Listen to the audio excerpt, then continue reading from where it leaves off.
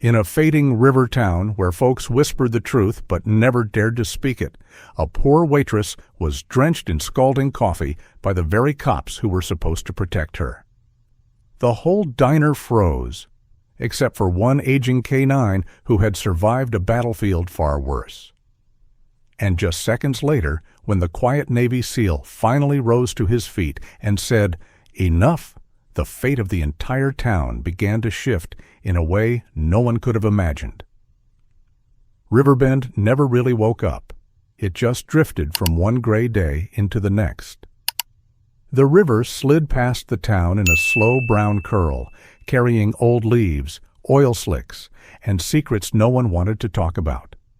Rain hung in the air like a habit, beating on rusted mailboxes and sagging porch rails. From the outside, it looked like a place people left, not a place people stayed. Inside the Riverside Grill, the world felt a little warmer, mostly from the ancient griddle and the overworked coffee maker. The windows fogged over in soft white patches, hiding the empty parking lot and the closed factory beyond. Plates clinked, silverware scraped, and somewhere in the back a radio murmured old country songs under its breath. It smelled like bacon, burned toast, and hope stubborn enough to come back every morning. Grace Turner moved behind the counter with the tired grace of someone who had no choice but to keep going. Her ponytail was hastily tied, the soles of her shoes were separating from the leather, and there was a worry line between her brows that hadn't been there 5 years ago. She smiled anyway, topping off mugs like she could pour courage straight from the pot. On her phone in the apron pocket, a reminder flashed for her mother's next medication refill. In the corner booth by the far window, a man and a dog watched the room without really seeming to. Ethan Cole sat with his back to the wall, one arm draped over the seat, eyes tracking doors, exits, and hands. He wore a plain hoodie and jeans, but there was nothing casual about him. The way he moved said discipline, and the quiet around him said there were things he didn't talk about. Under the table, Shadow lay coiled like a spring someone had carefully learned to live with. He was a big German shepherd, coat dark as a wet bark with a splash of gray across his muzzle and a thin scar along his shoulder where the fur refused to grow. One ear stood tall, the other tipped at the end, giving him a permanently curious look that didn't match the thickness of his muscles. His nose worked steadily, cataloging the diner: bacon, bleach, fryer oil, fear. Every time Grace passed, Shadow's gaze flicked to her shoes, to the way she favored her left leg, to the tremor in the tray when a loud laugh cracked behind her. He didn't move toward her, not yet. Years of training held him steady, waiting on cues that only Ethan could give. But when a plate dropped in the kitchen and shattered, his body tensed so fast his nails clicked against the tile, before Ethan's hand brushed his neck and settled him back down. At the counter, Earl Lawson, who everyone still called Sergeant even though the war was 3 lifetimes ago, nursed his second cup of coffee. His knuckles were swollen, his jacket patched, and his eyes kept drifting to Shadow with a strange mix of recognition and sympathy. Beside him, Nora, the owner, wiped the same spot on the counter for the 3rd time, pretending not to be listening for trouble that hadn't started yet. Near the front window, a little girl with crooked pigtails drew in a worn notebook while she picked at cold pancakes. Maddie swung her feet in the air, sneakers never quite touching the floor, glancing up every so often to make sure her aunt was still in sight. Shadow watched her too, nose wrinkling slightly at the faint smell of crayons and strawberry syrup, tail giving the smallest thump whenever she smiled. The only uniform in the room belonged to Officer Lila Grant, sitting alone in a booth near the door. Her patrol jacket was unzipped, hat off, auburn hair pulled back, face drawn. She stirred her coffee without drinking it, eyes drifting from Grace's thin shoulders to the clock over the grill. When the radio on her hip crackled, she turned the volume down, not eager to share the outside world with anyone in here. Riverbend stories tended to circle back to the same themes: layoffs, medical bills, a son who moved away and forgot to call. Grace heard them all as she refilled mugs and slid eggs onto plates, her own story quietly trying to drown her as well. When she paused near Ethan's booth, Shadow's nose lifted, sniffing the faint scent of antiseptic on her hands and the exhaustion under her perfume. Ethan noticed too, though he said nothing. On good mornings, things stayed like this. The rain, the hum of the griddle, the small routines that held the place together. Shadow would eventually drift into a light doze, ears still tracking sound, while Ethan pretended to read the sports section without really seeing the words. Grace would make it through her shift, tuck away a few more crumpled bills for her mother's pills, and Maddie would skip off to Pastor Ben's art class with paint on her fingers. This morning felt close to that, almost safe, like a fragile glass dome over a table full of chipped coffee cups. Shadow shifted, resting his chin on his paws, letting the warmth from the floor seep into old joints that still remembered long flights and harder landings. Ethan finally took a slow sip of coffee that had been cooling for 10 minutes, watching the door out of habit more than fear. For a brief moment, Riverbend looked almost gentle. Then the bell over the door gave a sharp jangle that cut through the low murmur of the diner. Shadow's head came up before anyone even turned to look, his body sliding silently from under the table as if pulled by a wire. Rain blew in first, followed by the heavy tread of boots and the scrape of leather. Gear? Grace felt the air change before she saw who it was, and Shadow's eyes hardened from soft brown to something colder as he stared at the uniforms crossing the threshold. Lieutenant Carl Benson walked into the Riverside Grill like it belonged to him. The rain followed on his boots, dripping off the hem of his duty jacket. Two younger officers trailed behind, laughing about something that died quickly when they saw who else was inside. Conversations dimmed to a nervous hum, like someone had turned the town's volume knob halfway down. Shadow didn't know his name, but he knew the type. The dog's nose filled with a sharp bite of aftershave and gun oil, layered over stale coffee and old anger. His ears flicked forward, muscles tightening just enough to lift his chest off the floor. Ethan's hand brushed the fur at his neck, a single silent reminder. Watch. Don't move. Not yet. Grace's good morning came out a little too bright as she grabbed 3 clean mugs and a fresh pot. She knew the routine. Benson never sat at a table. He claimed the counter like a throne, elbows wide, badge catching the light. The 2 younger cops, Diaz and Blake, took the stools beside him, scattering napkin dispensers like they were kicking trash out of their way. Officer Lila Grant watched from her booth near the door, her fork slowing over cold eggs. She didn't get up to join them, didn't call out a greeting. Her eyes lingered on Benson's hand as it tapped an irritated rhythm on the counter. Shadow saw the tension in her shoulders and filed it away, as if it were just another sound in the room he needed to remember. "Coffee, Lieutenant?" Grace asked, voice steady except for the smallest catch on the word Lieutenant. She lifted the pot, careful not to spill, careful not to make eye contact longer than necessary. Benson smiled without warmth, glancing around just long enough to be sure everyone could hear him. "Black, fresh, and keep it coming. This place lives to serve, right?" Shadow watched the way Grace's fingers tightened briefly on the handle of the coffee pot, then relaxed. Her scent shifted, the faint sweetness of hand lotion drowned under a wave of adrenaline. He heard her heart pick up a faster beat than a moment before. Ethan felt it too, his jaw tightened as he folded his newspaper, suddenly not interested in pretending to read. Benson slid a manila envelope across the counter with 2 fingers, tapping it toward Grace. "City's moving forward," he said, voice casual. "Logistics hub at the river is happening. You're holding up progress with that little shack of yours. Sign the voluntary relocation papers, and I make a couple of problems disappear. Simple." Grace stared at the envelope like it might burn her fingers before the coffee ever could. She thought of her mother's oxygen tank, of Maddie drawing by the window that faced the river, of the one piece of ground that still felt like family.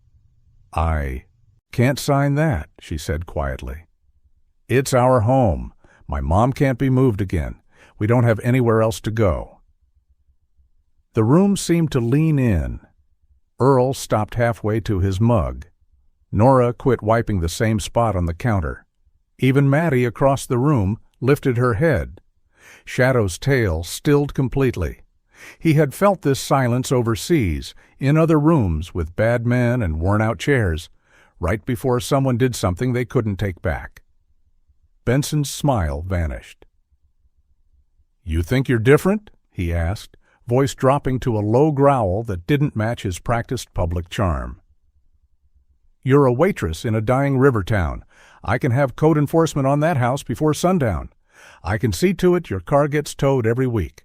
Or," he tapped the envelope again, "you can be smart." Grace poured the coffee anyway, hands shaking just enough to make the liquid tremble in the pot.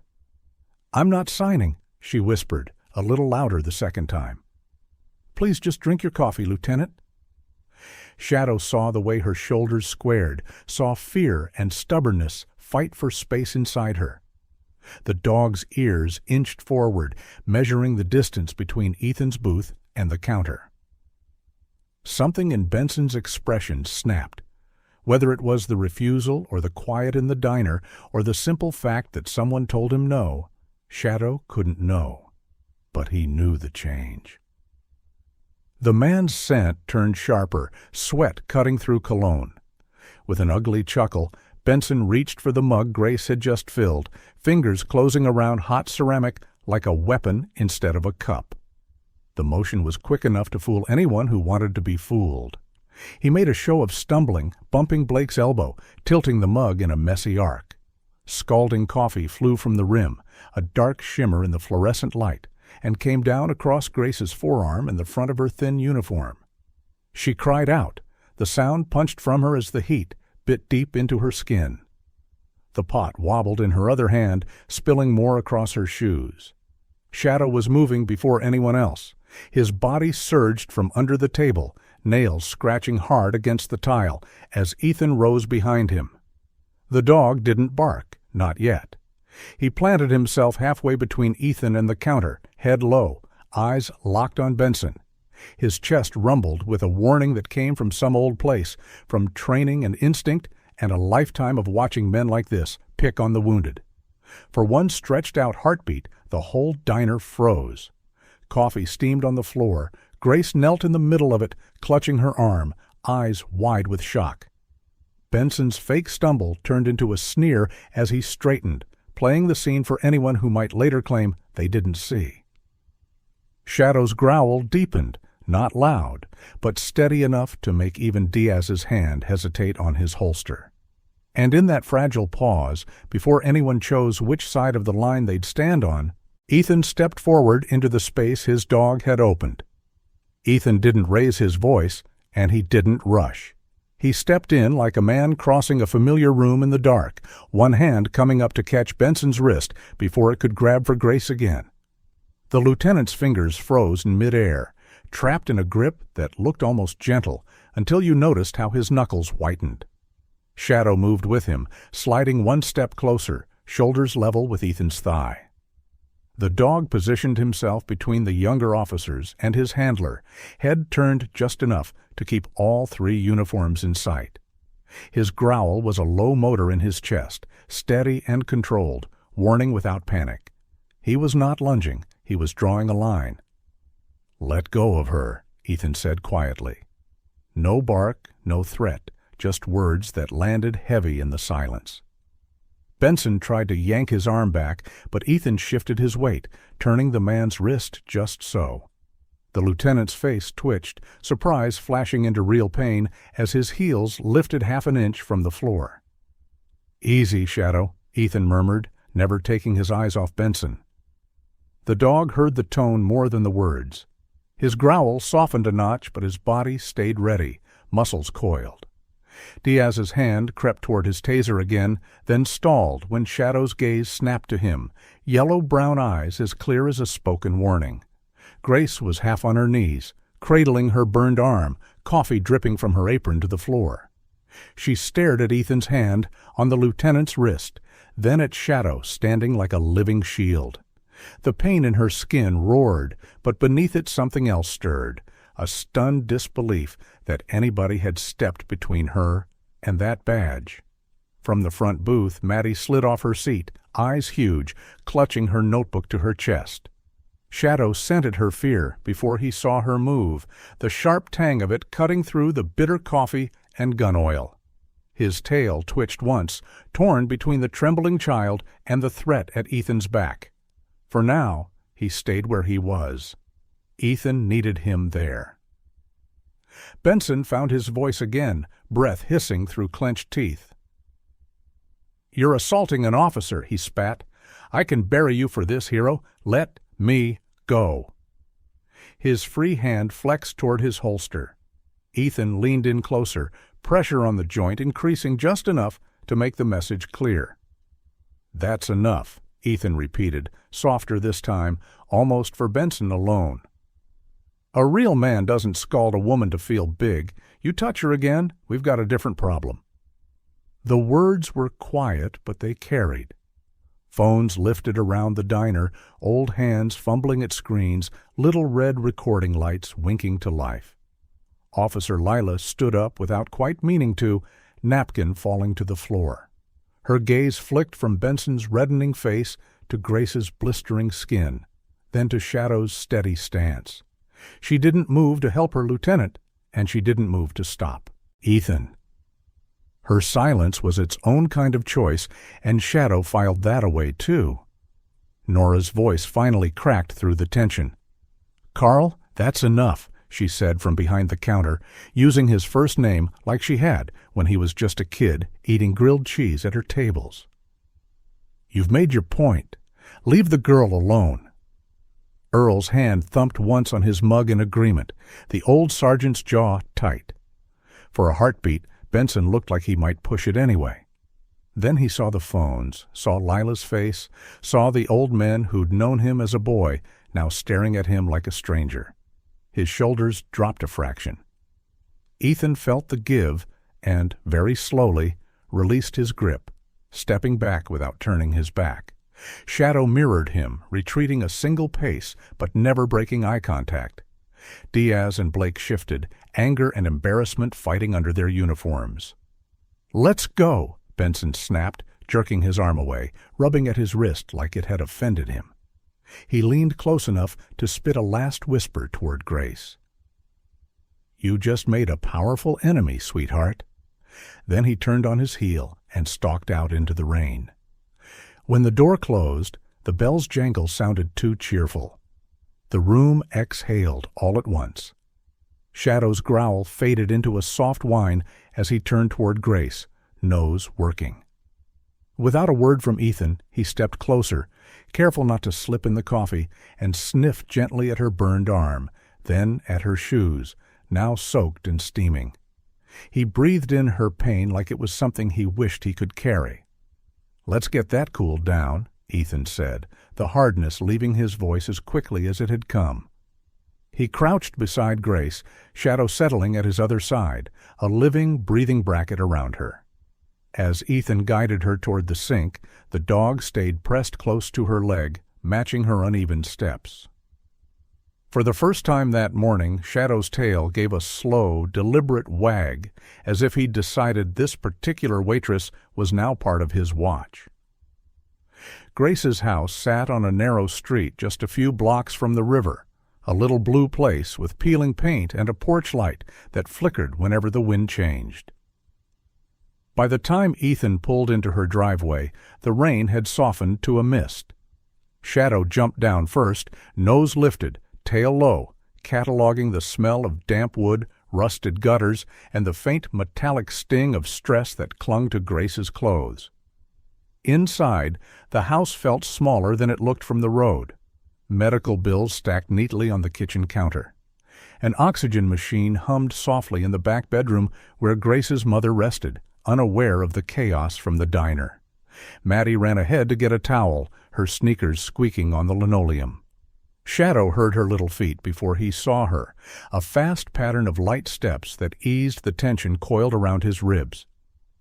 Grace tried to hide the shake in her hands as she laid them under the cold kitchen faucet.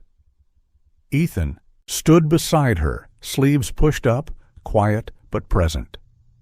Shadow stayed near her left leg, planted in a half-lean that said he wasn't going anywhere. Every so often, he sniffed her bandaged arm like he needed to confirm she was still standing. When the lights went out, they went out all at once. A hard click, a sigh from the ceiling fan, then darkness swallowing the kitchen. Grace startled, sucking in a sharp breath.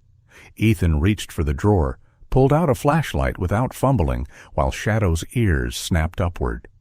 The dog's growl didn't surface, but his stance shifted toward the front window.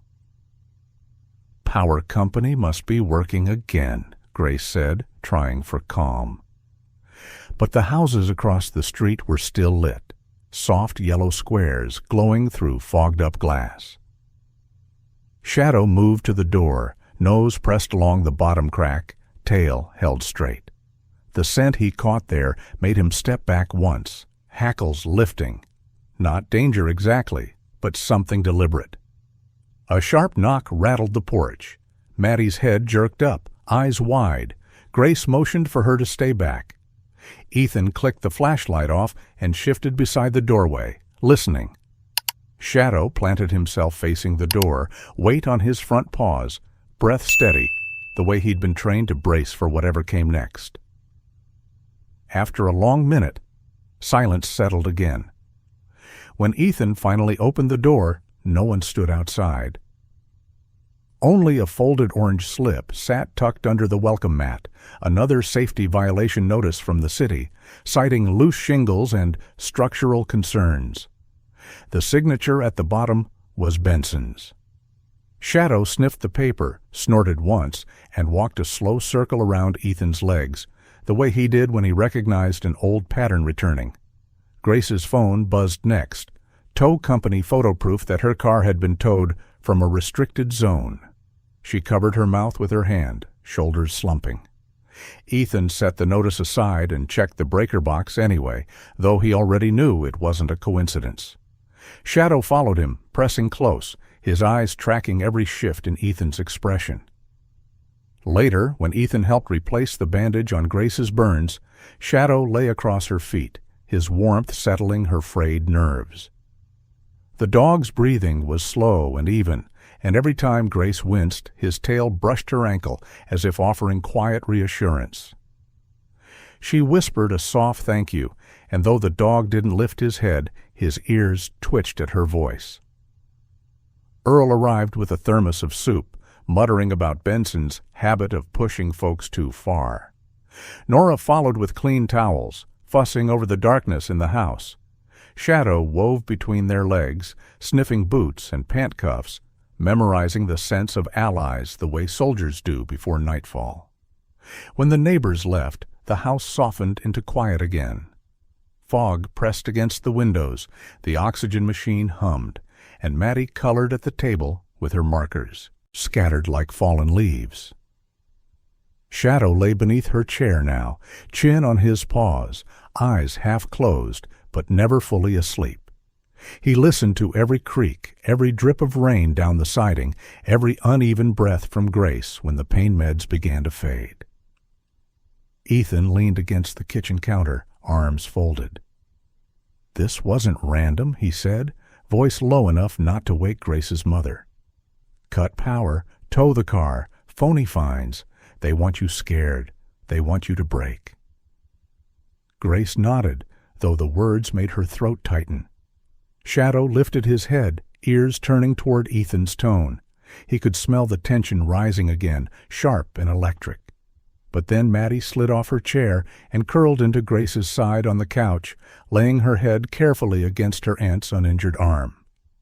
Shadow followed, settling at their feet, his body a warm barrier between them and the door. The house wasn't fixed. The power wasn't back. The threat hadn't gone anywhere. But in that small living room with rain tapping the roof and a tired dog standing guard, they had a moment of fragile peace. One shadow intended to hold as long as he could. The wind coming off the river carried a cold metallic smell that clung to the docks. Ethan walked ahead with a steady pace, but it was Shadow who led the way, nose low, tail straight, following a scent he hadn't caught since earlier that day at the diner. The dog's gait changed first, quicker, sharper, telling Ethan they were getting close to something that didn't belong in a quiet town like Riverbend. Rows of shipping containers sat stacked 3 and 4 high, their faded colors blending with the dusk. A single security light flickered near the far end of the yard, casting long stripes across the gravel. Shadow paused at the edge of the lot, ears pricked forward. He took in the air, then eased ahead with careful steps, his body shifting into the silent glide of an old working dog back on duty. Ethan followed his lead, keeping to the shadows. He'd spent enough nights in foreign ports to recognize the scent of diesel, mildew, and something else. Plastic wrap and chemical adhesives, the kind used to seal federal supply crates. Shadow's nose pressed against a stack of newer containers, paint still clean, locks unweathered. His tail lowered, stiff with alertness, as he paced slowly along the metal walls. A rumble sounded deep in the dog's chest, not fear but recognition.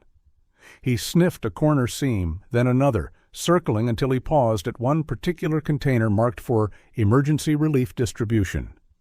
The smell leaking from inside triggered something old in him, something tied to cargo he'd escorted before overseas. Ethan touched the locking bar, feeling the fresh scrape of tools. Someone had opened this recently. Inside, rows of boxes stretched floor to ceiling, wrapped tight and stamped with federal seals. The low beam of Ethan's flashlight swept across medical kits.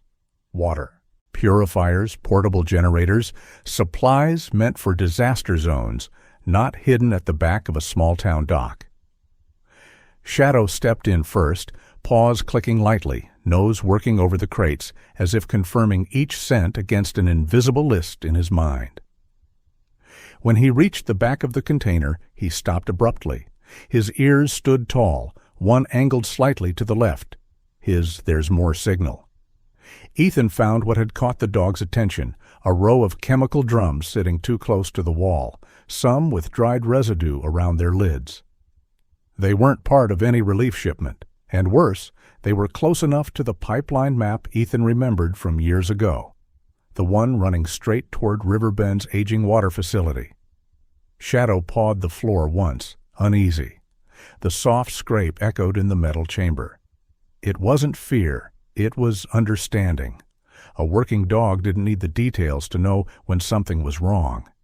He had felt it on missions, danger seeping into quiet places, hidden where regular eyes didn't look. Ethan gave a low whistle, and Shadow returned to his side, tail low, breath steady. Outside, the yard had grown darker, the hum of the highway muffled by the rising mist. Shadow froze again, not at a scent this time, but at the faint thud of footsteps 2 rows over. Ethan dropped to a crouch, hand brushing Shadow's shoulder. The dog's pulse picked up, but his body didn't move. He listened with a focus sharpened by years of training, ears twitching toward the movement. The footsteps moved away, a door slamming somewhere near the office trailer. Shadow exhaled softly, the tension easing just enough for Ethan to move. They slipped out and crossed the yard, keeping low along the fence line. Shadow stopped once more at a corner post where another scent lingered. Fabric, sweat, the bitter tang of cigarette smoke. Benson had been there. The dog lowered his head, following the trail until it merged with the main access path. Back at Grace's house, the light still hadn't come back on. Maddie waited on the porch, hugging her sketchbook to her chest. When Shadow saw her, something softened in his posture. He bounded the last few steps, slowing only at the top stair so he wouldn't scare her. She reached down and pressed her cheek to his forehead, and the dog closed his eyes, breathing in the familiar scent of crayons and strawberry shampoo. Grace stepped outside, worry written in the lines around her mouth. Ethan handed her one of the photos he'd taken. Just one, because the truth in even a single image was enough. She stared at it in silence, her hand trembling. Shadow leaned against her leg, grounding her the way he had done for injured soldiers half a world away. "Whatever Benson's doing," Ethan said quietly, "it's bigger than pushing people off their land." Shadow looked up at him as if confirming the words. He'd smelled enough inside that container to know this wasn't just about property lines or petty intimidation. It was something that could poison an entire town. For a moment, the porch held its breath. The mist thickened, the river murmured in the distance, and the house behind them glowed softly from Mattie's lantern. Shadow settled at Grace's feet, protective but calm, his gaze fixed on the dark street ahead. Whatever was coming next, he was already bracing for it, and he wasn't planning to let any threat reach this little family without going through him first. Grace woke to the soft buzz of her phone vibrating across the kitchen table. The sky outside was still bruised with early evening light, the kind that made Riverbend look lonelier than it really was. Shadow lifted his head first, ears swiveling before his eyes opened. He sensed the shift in her breathing, the tiny catch in her throat, long before she understood why she felt uneasy. Mattie was still at Pastor Ben's art class, her crayons tucked neatly in a plastic box in Grace's purse. The child never stayed out this late, and something about that buzz, sharp, insistent, pulled the quiet out of the room. Shadow got up, paws clicking on the kitchen floor, and came to her side, watching her thumb swipe the screen. The message was short, almost cold. "Church lost power. Kids moved to the old river hall. Pick Mattie up. Doors open." Grace frowned. Pastor Ben never wrote like that. There were no spelling quirks, none of his friendly punctuation. Shadow leaned closer, nose brushing her wrist, reading her tension as clearly as scent on the wind. Ethan stepped out of the back hallway, phone charger in hand, but paused when he saw Grace's face. She showed him the message, her voice thin. "I need to get her."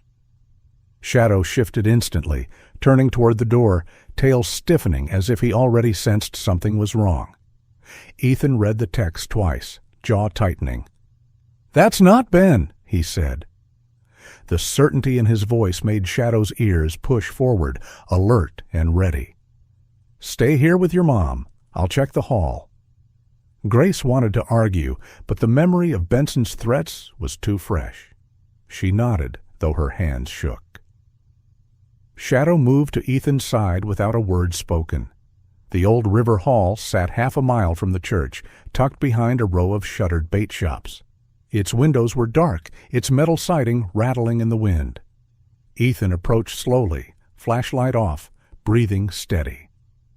Shadow stayed low and fluid at his heel, his body language shifting into that silent readiness he learned under different skies, far from Riverbend.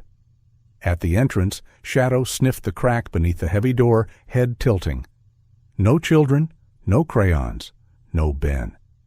But there was something else, a faint trace of Mattie's strawberry soap mixed with a stranger's stale cigarette smoke. His tail dipped once, a signal Ethan understood too well. Something had gone wrong. Inside, the hall was colder than the night air. Rows of folding chairs sat, untouched, dust still thick on their backs. A single camera perched on a tripod in the corner, red light blinking like an unblinking eye. Shadow approached it warily, sniffing the air beneath it, sensing the human scent clinging to the tripod legs. Ethan followed the dog's gaze, dread tightening in his chest. Near the back wall, Shadow found it, a stuffed bear, damp from the floor, one ear bent.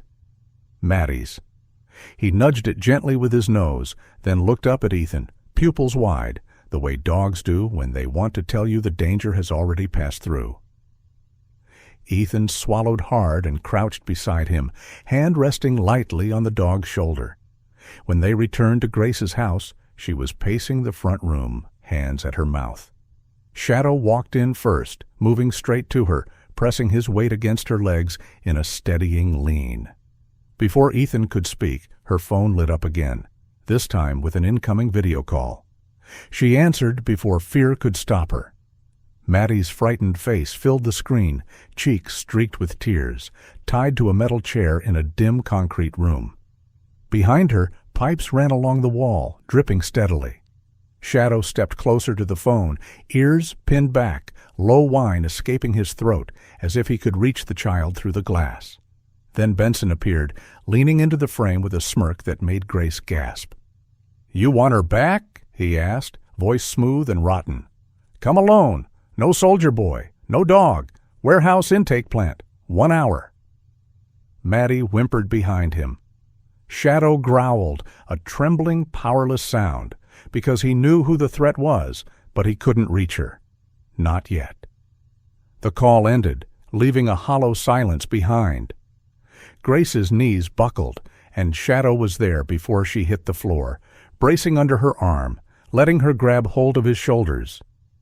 For a few breaths, all she could do was cling to the thick fur at his neck, tears wetting his coat. Ethan knelt beside them, one hand on Shadow, one on Grace. "You're not going alone," Ethan said softly, firm and calm. Shadow lifted his head, looking between them, reading their fear, their resolve. Outside, the night thickened, the river whispering its cold warning through the fog. And in the narrow space of that dim living room, Shadow shifted his weight, readying himself. He knew his next mission had already begun, and this time the child he meant to save had a face he remembered. Fog clung low over the industrial edge of town, as if the river were trying to hide what men had built beside it. The old water intake plant crouched near the shoreline, all rusted pipes and concrete walls stained the color of old tea. Ethan and Shadow moved along the service road in silence, headlights off, the world reduced to shadows, damp air, and the sound of their own breathing. In the cab, Shadow sat forward on the seat, nose near the cracked window, drawing in the night. He sorted the smells automatically: cold water, algae, oil, the distant ghost of chlorine. Underneath it all was something else, the faint, familiar trace of Maddie's strawberry soap, stretched thin, but still there. His ears tipped forward. She had been here. Ethan pulled the truck into the shelter of an abandoned storage shed and cut the engine. Back at the house, Grace was getting ready to go live with her story, phone in hand, Earl on his way to the radio station like he'd promised. They weren't storming anything alone. Not this time. Shadow felt the shift in Ethan's touch, a steadying pat on his shoulder before the door opened. Duty now. They slipped through a gap in the chain-link fence, keeping low. The intake plant loomed ahead, one side facing the river, the other wrapped in a tangle of pipes and access doors. Shadow's paw pads were silent on the wet gravel, his gait dropping into that slow, deliberate prowl he hadn't used since the desert. Every sense stretched outward, taking the measure of the place. Near a side wall, Ethan found what he'd hoped would still be there, a narrow maintenance hatch, bolts rusted but not sealed. His grandfather's blueprint memories hadn't lied. He eased it open with a groan of metal, cool air breathing out from the darkness inside. Shadow sniffed the opening, tasting damp concrete, rust, and the faintest thread of a child's fear on the air. He went in first. The tunnel swallowed them quickly. Ethan's small, red-filtered flashlight barely cut through the gloom, leaving more shadow than light. Water dripped from overhead, each drop loud in the narrow space. Shadow's shoulders brushed the walls, but he kept moving, trusting the human at his back and the scent trail ahead. Maddie had been carried through here. He knew it in his bones. Inside the main chamber, the world opened again into a cavern of pipes, catwalks, and metal railings. Shadow froze just inside the grate as Ethan eased it open. Voices drifted from the far side, Benson's harsh tone, another man's uneasy reply, and under all of it, the thin, frayed whimper of a child trying not to cry. Shadow's ears pulled back, heart thudding faster. They slipped out behind a row of storage tanks. Shadow's nose led him toward Maddie even before Ethan saw her. She sat tied to a chair near a bank of valves, feet barely reaching the concrete floor. The air around her was thick with fear and the sour tang of gasoline. A red can sat tipped near an electrical panel, a dark puddle spreading slowly. The dog's growl rumbled low and involuntary.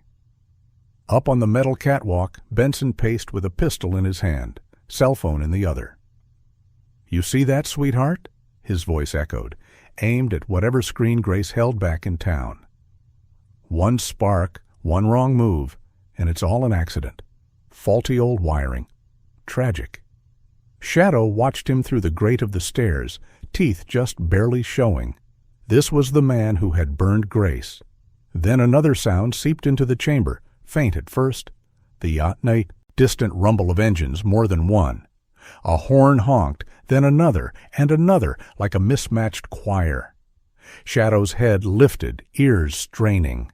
The vibrations came up through the floor, telling him what eyes couldn't see yet.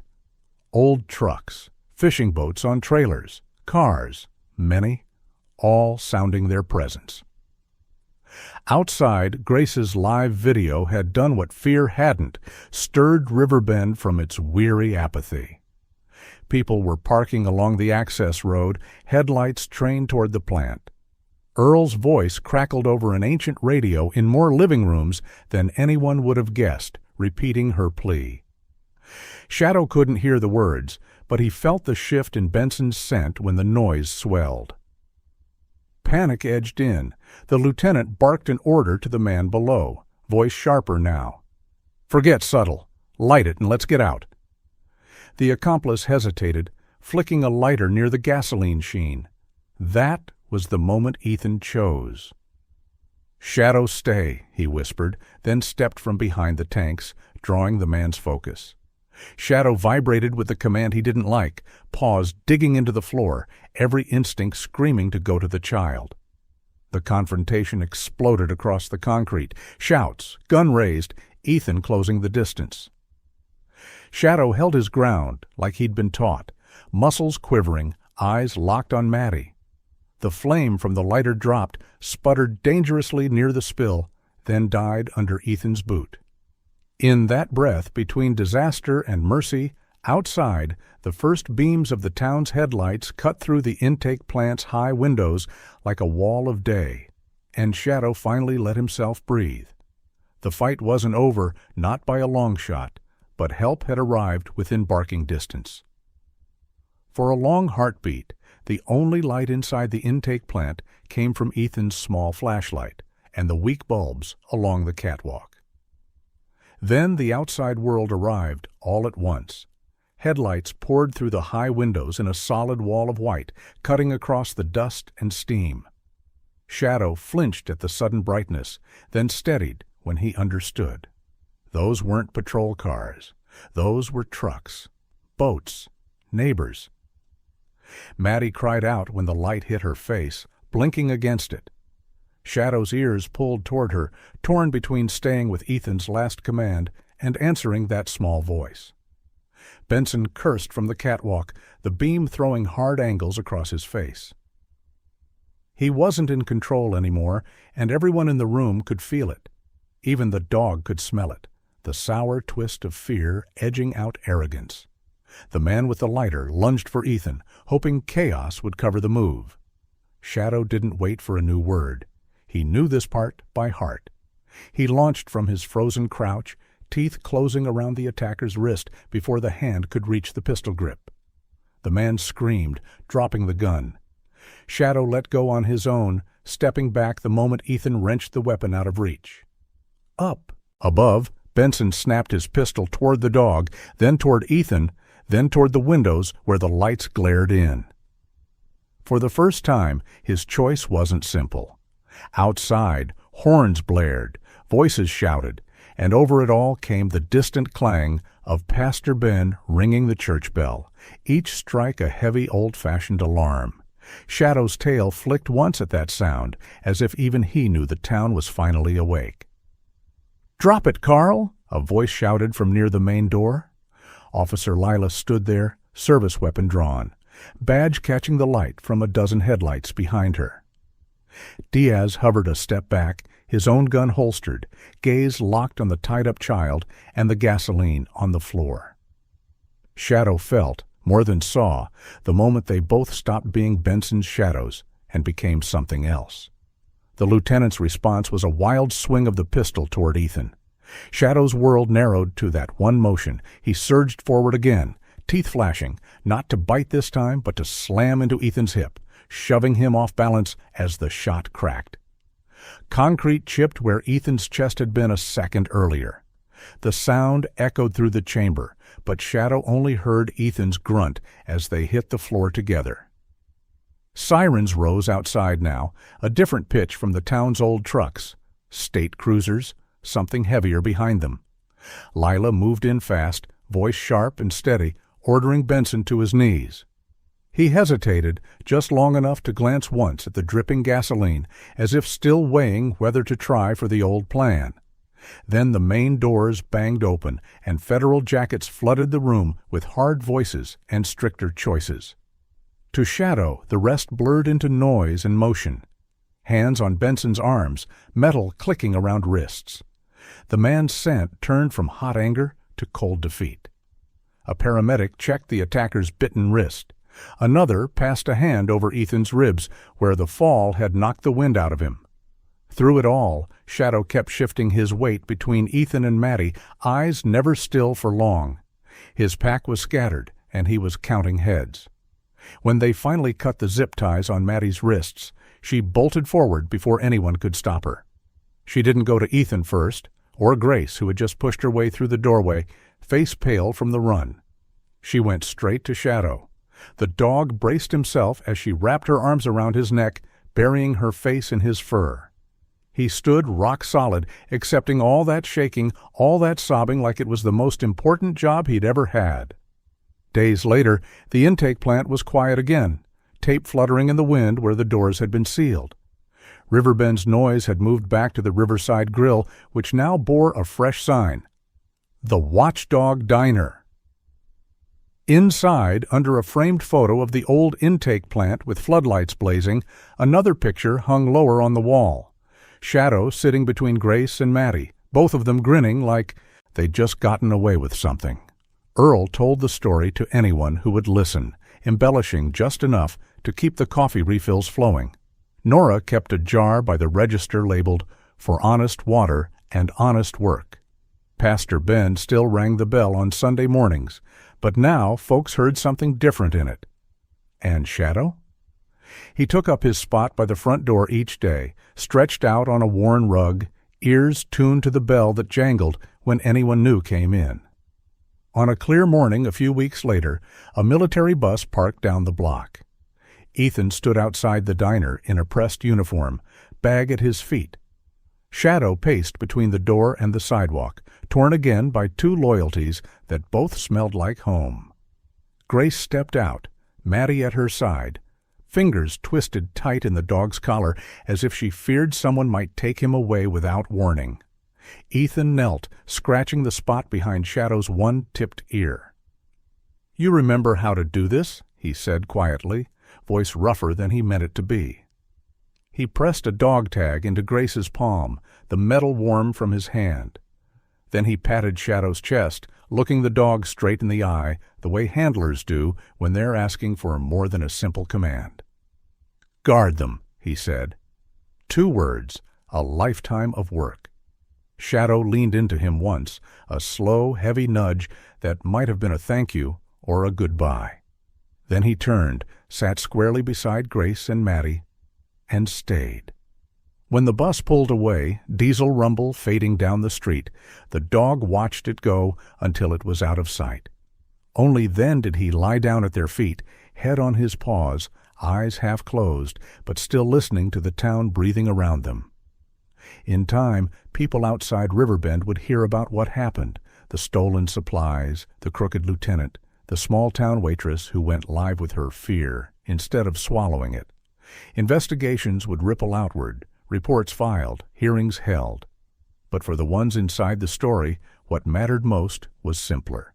The river ran cleaner, the light stayed on more often, and a retired K-9 with one bent ear and an old scar had traded battlefields for a diner doorway where enough finally meant something that lasted.